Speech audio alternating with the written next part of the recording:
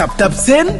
mooy application bi tax nga mën a yónnee ak jot xaalis bitim réew ba Sénégal li ci neex mooy 2 euros dong ngay fay ca bitim réew ak lu xaalis bi mën a toll. soo nekkee Canada États-Unis wala Angleterre doo fay dara yomb na te gaaw na ci saa si nga jot message bi sa téléphone ay yow li neex na di. alors lan ngay xaar mën nga télécharger application bi ci Play Store ou Apple Store ci saa si nga daal di mën a yónnee.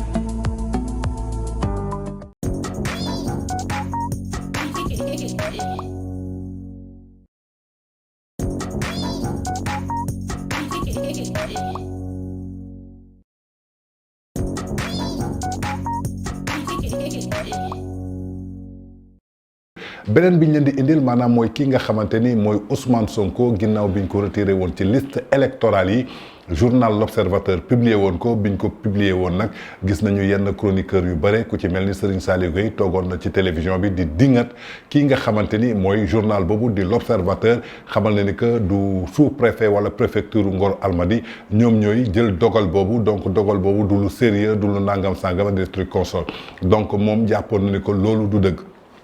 tey nag ñi bëgg leen firndeel ni que suñu sukkandikoo ci kii nga xamante ni mooy E-Media SN ak journal boobu di RFI confirmé nañu que kii di Ousmane Sonko jot na notification bi koy xamal ni que retiré nañ ko ci liste électorale yi maanaam du doon électeur maanaam mënul wooteel kenn ba noppi mënul doon candidat maanaam Ousmane Sonko n'est plus éligible kii di Ousmane Sonko jot na notification bi ko firndeel loolu. lu ko waral nag dañ ko tëjoon 2 ans de prison ferme par contumace digganteem ak Adji Sarr ginnaaw biñ ko tëjee par corruption à la jeunesse ci 2 ans ferme yooyu te képp koo xamante ni condamné nañ la ci 2 ans ferme mënatoo doon électeur ni éligible moo tax ñi retiré ko ci liste électorale yi muy beneen confirmation boo xamante ni indil nañ leen ko tey ci Ousmane Sonko bi nga xamante ni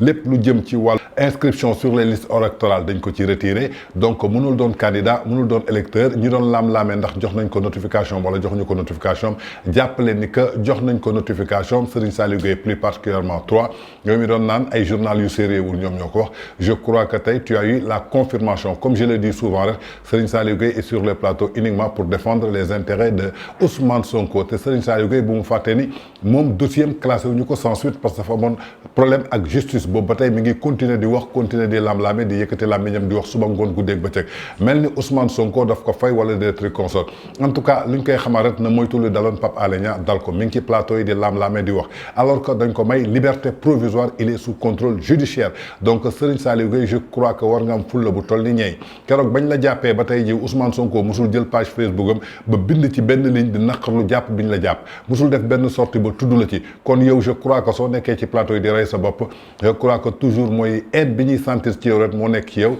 tu as descendu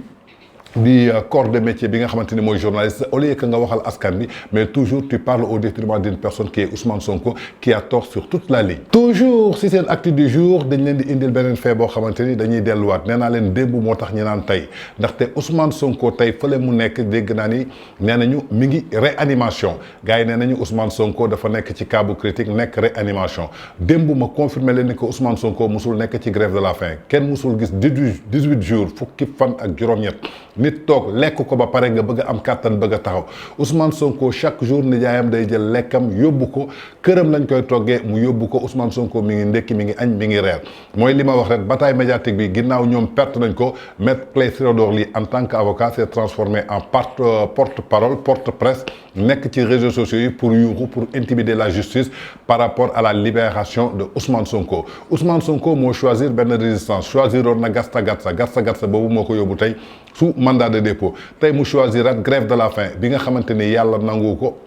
l'islam nangu ko chrétiens yi nanguwuñu ko kon moom su choisiree loolu mu am droit saa yu feebaree ñu faj ko donte il est prisonnier moom ci boppam mu refuser soins yooyu ci droit am la ci àqam ak yelleefam la dañ ko koy bàyyal kon donc je crois que c'est pas la peine de manipuler le peuple nekk ci presse bi di bind ay communiqué suba ngoon Ousmane Sonko mi ngi réanimation ça ne nous concerne pas Ousmane Sonko mi ngi grève de la faim ça ne nous concerne pas ça n'engage que lui bi def ay fautam ay njombeem ba nga xamante ni dugg na foofu mu bëgg a utiliser beneen forme de résistance alors que cette résistance là est bannie par l'islam, cette résistance-là est bannie par le christianisme. Donc Ousmane Sonko su jëlee décision boobu ngeen taxaw ngeen ne Ousmane Sonko mi ngi réanimation xanaa nag wax dëgg yàlla démb yéen a génnee benn communiqué bind ni Ousmane Sonko mi ngi ñaawlu soldaaru sénégalais yi ñi bëgg a jël yóbbu leen pour ñu def intervention foofu ca Niger. wax dëgg yàlla ku sonn na lekkoo pendant 18 jours ba ñu war la yóbbu réanimation waroo tal di bind ci ay page Facebook. Donc parfois ce que je dirais, aucun crime n'est parfait dans la vie. Parfois da ngeen di fen te da ngeen di fàtte da ngeen di fenee da ngeen di def ay erreurs ci ginnaaw. Donc amul benn sénégalais boo xamante ni gëm na leen ci wax jooju ngeen di wax su ngeen neexee chaque jour ngeen bind 1000 communiqués sànni ko ci réseaux sociaux yi sànni ko fépp wax Ousmane Sonko dafa nekk grève de la faim wax Ousmane Sonko dafa nekk réanimation Ousmane Sonko dafa nekk urgence. Ça ne nous concerne pas, ça concerne que Ousmane Sonko qui a pris la décision de ne pas s'alimenter ou bien de s'alimenter. Li may wax mi ngi lekk mi ngi naan dara jotu ko. C'est juste pour faire une pression à la justice pour pouvoir intimider les Sénégalais ou bien wax ay yëxu tàppet waxi naxasaale. Alors que comme je l'ai dit souvent rek képp koo xamante ni yaa ngi woote gasta gasta képp koo xamante ni yow yaa tànn sa formule résistance nga ne sama formule résistance c'est aller au palais en passant sur des cadavres. Sa formule de résistance mooy lan appeler la jeunesse à la violence, appeler la jeunesse à l'insurrection, appeler la jeunesse à déstabiliser le pays, appeler la jeunesse à semer le chaos dans le pays. Alors que bi nga fondé sa parti ngay am masse populaire ndànk-ndànk lépp yaa ngi ko tegoon ci ay fen yu tooy xep yàlla di la seetaan ci say fen yooyu ba nga egsi fi nga egsi fi yàlla bu dara teewut jël ndogal jël ñu yóbbu la fële sous mandat de dépôt yow nga war a am résistance war a am courage war a am jom war a am fulla par rapport ak askan bi jàkkaarloolu yow di la xool nga résister loolu wane ni que prison du dara ay say morom jaar nañ fi te tey génn nañu li ñu bëggoon am nañ ko. yow ngay jouer ci benn cirque yow ngay jouer ci benn comédie di jouer ci benn théâtre boo xamante ni di woote ay grève de la faim ay urgence ay réanimation ay avocat Maître Ciré Clédor taxaw di fen nit ñi ay Alioune Tine en tant que quelqu'un boo xamante ni Afrikajom Center un Seydi Gassama li nga xamante ni moom moo défendre radeau des droits de l'homme ñoom tey ñu jóg di défendre ñi nga xamante ni ñoom ñooy brûleurs yi maanaam ñoo xamante ni ñoom ñoo doon taal ñooñu la ñuy défendre tey ana ñi taal ana ñi yàq seen alal ana ñi ñàkk seen bakkan 40 personnes yooyu ñooñu nekk ci naqar nekk ci tiis gisuñu Alioune Tine def benn communiqué pour masawu leen wala défendre ni Seydi Gassama bi nga xamante ni mooy défendre les droits de l'homme tey ñoom ñan la ñuy défendre mooy ñi nga xamante ni ñooy cause principale bi ñoom ñoo tax ñooñu ñàkk seen bakkan ñoom ñoo taal alalu jaamur ñoom ñoo yàq alalu jaamur ñoom ñoo vandaliser ñoom ñoo saccagé tey yoon teg leen loxo ñu taxaw di naan des prisonniers politiques. De grâce Alioune Tine, Seydi Gassama, vous ne méritez plus la confiance des Sénégalais. Vous n'êtes plus digne de parler au micro au peuple du Sénégal. Si on avait du respect par rapport à vous, sachez que ce respect est fini. Depuis que vous avez pris la position de défendre une seule personne au détriment de tout un peuple, bi nga xamanteni ñi ngi bafouer seen ay droits pour l'intérêt personnel ou benn dooma aadama muy Ousmane Sonko. Franchement Alioune Tine, Seydi Gassama da ngeen gàcceel réew mi gàcceel sénégalais yi gàcceel fulla bi gàcceel seen njaboot gàcceel seen famille ndaxte seeni doom ak seeni jabar suñu leen di seetaan sax xool ni que tey ak li ñu leen falee di leen fay xaalisu askan bi ngeen di dem si ONG yi ci turu Sénégal di lekk xaalis Sénégal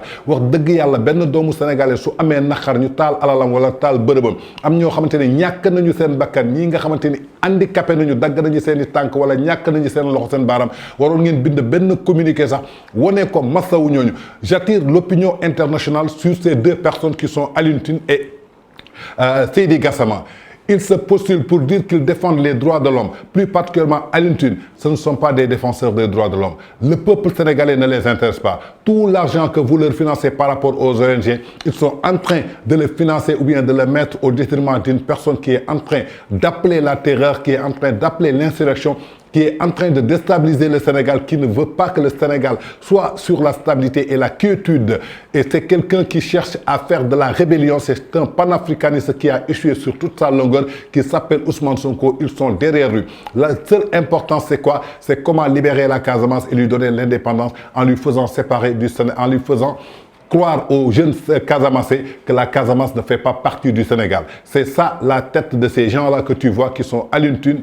et Seydi Gassama qui se profitent du peuple sénégalais pour dire qu'ils défendent les droits de l'homme ou bien les droits civiques des Sénégalais.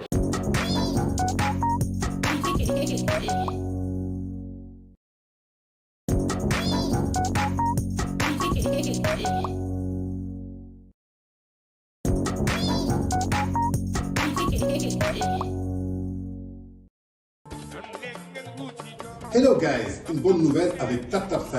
une nouvelle application sûre et rapide. Envoyez de l'argent partout à travers le monde.